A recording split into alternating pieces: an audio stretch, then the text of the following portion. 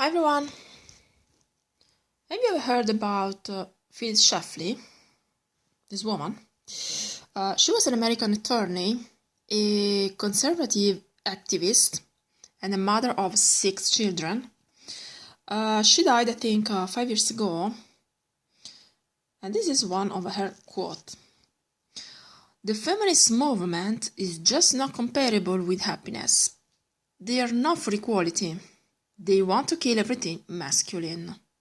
I think she's completely right, because this is what we see around us today. Everything that is masculine is now considered toxic and violent. She's completely right, I think.